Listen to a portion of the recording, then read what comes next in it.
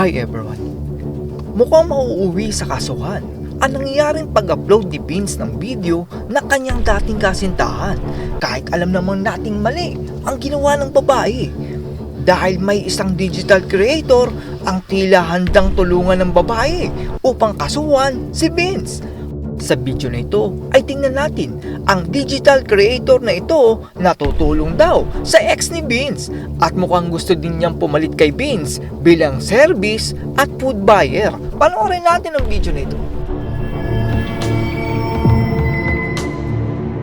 Nagumpisa ang video sa pagpo-post ng isang digital creator kuno ngayong December 26.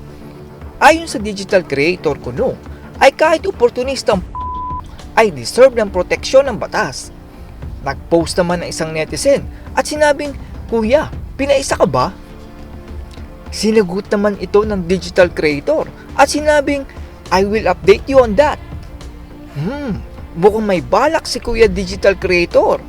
Mukhang ang gusto niya ay makuha ang matamis na prutas na nag-viral na babae.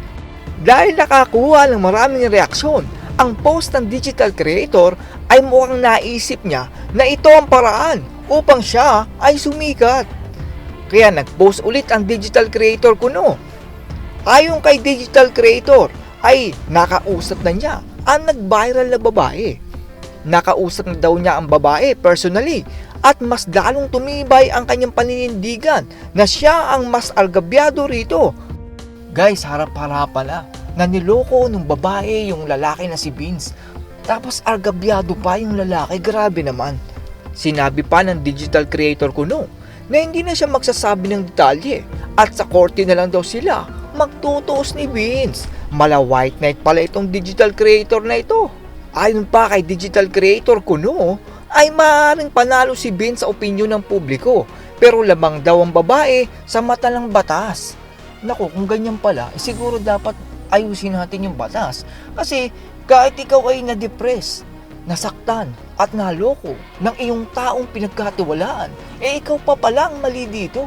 Kaya sa tingin ko, ano kaya kung pag-aralan na kung sino man at baguhin kaya natin yung batas kasi parang nga nangyari, ikaw na nga tong naloko, ikaw na nga tong umasa, ikaw na tong nasaktan, ikaw pa tong makakasuhan.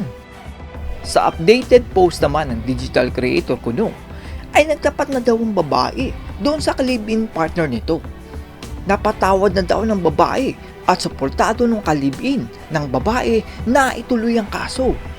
Parang may mali dito dahil saan ka ba naman nakakita ng boyfriend na gumawa ng milagro yung girlfriend mo kay Vince tapos suportado mo pa?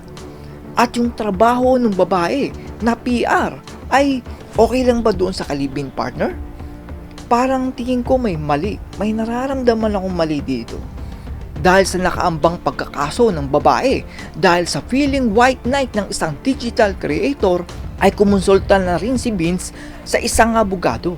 Naglabas naman ng statement ang attorney ni Vince at ito ang kanilang sinabi. Ang post ay ginawa ni Vince noong panahon na mataas ang kanyang emosyon na kanyang naranasan noong panahon na iyon. Hindi ito sinulat na may layuning manakit, manira o maglagay ng paninira sa sino man. Ang nilalaman ng post ay ipinahayag sa mabuting loob at walang mali siya. Hindi ito ginawa upang pukawi ng puot ng publiko o idinisenyo upang magdulot ng pinsala sa reputasyon. Dahil sa pagiging white knight ng isang digital creator ay binatiko siya ng buong sambayanan. At itong si Doc Ron ang pinakamatinding nagpatama doon sa digital creator kung saan ay ibinaon niya ito sa lupa. Pakinggan natin ang sasabihin ni Doc Ron. Eto, meron gusto magpaka-white knight. Sabi, can anyone connect me kay Lian de Guzman? Bigyan ko siya ng bigating abogado. Turuan namin eleksyon itong si Vince Jimenez. Para kabida, tol, you wanna hit that talaga lang? You wanna hit that talaga lang? Tigang na tigang Lolito Go? Palibasa, Chekwa eh. Malamang hanap ka talaga pang hipi no? Lolito Go? Tigang ka, tol? Wala kang pera? Nagtitipid ka? Nagbabarat-baratan ka ng chicks? Bagay, 3K per round, di ba? Di ba 3K per round? Nabalita ako kay Doc Ron. 3K per round according to sa chat. Sayang. I'm gonna hit that bit. Ganon? Tigang na tigang ang Ano, pa-white knight ka? Kasi tigang na tigang ka? Sige na, tol. Hit that Total, mukhang kailangan mo eh. Mukhang wala pumapatol siguro sa'yo eh. I don't know, no? Hindi makita kilala. I'm just assuming here, no? Sige, tulungan mo. Baka makadali ka, baka makabembang ka. Sayang din naman, di ba? When there's a hole, there's a goal, di ba? Yun siguro motto mo. Tulungan mo na, tol. Kawawa ka naman. Mukhang tigang-tigang ka eh. Dito naman po ay sinabi ni Doc Ron na ang target daw ng content creator ay si Vince at hindi ang babae. Pakinggan natin ang nakakatawang ebidensya ni Doc Ron. So, another development na naman kay Lolito Go. Mukhang tama ang suspicion ninyo na ang target niya si Vince, hindi si Lian de Guzman. Ito yung chat nila. May send na naman sa akin. Pakita ko lang sa inyo. Pwede na pumunta dyan ng 2 or 3. Sabi, 3 kuya, linis lang ako. Sabi, sino kaya kausap niya ba 3? Sabi, mag-shave ka ha? Ha? Na! Sabay Chobi na ano to, ito daw si Lolito Go, siya daw yung nagpo-post ng kanta kay Moira. Tingnan natin, sino ba to? Ayan, sabi, composer yan si Lolito Go, siya yung gumawa ng titibo-tibo ni Moira. Hardcore DDS din yan.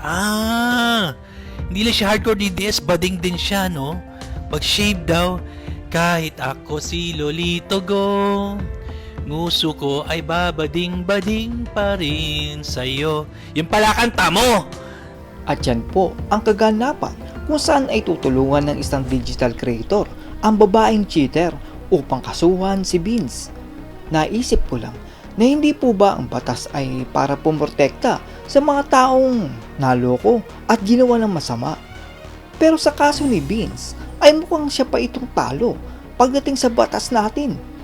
Ang cheating po kasi ay hindi lang yan simpleng nabulgar at magkakahiwalay na kayo ng magnobyo. Magdudulot po yan ng depression, stress, sobrang kalungkutan at trauma. Sa totoo lang po, ay simula nung magkahiwalay kami ng aking girlfriend noong 2014 ay hindi na po ako naghanap ng iba.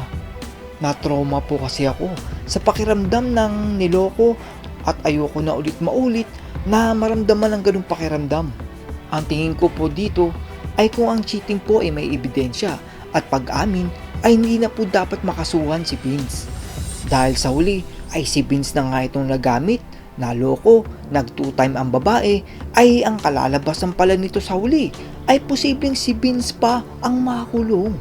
At kung magkakaaregluhan naman, ay hihingi ng danyos ang babae.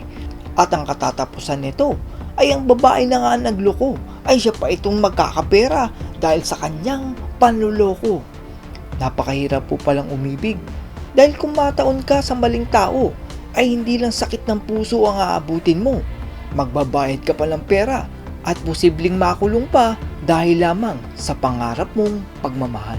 That's all everyone. Salamat sa inyong panonood. This is Jack and you're watching Biker Drone.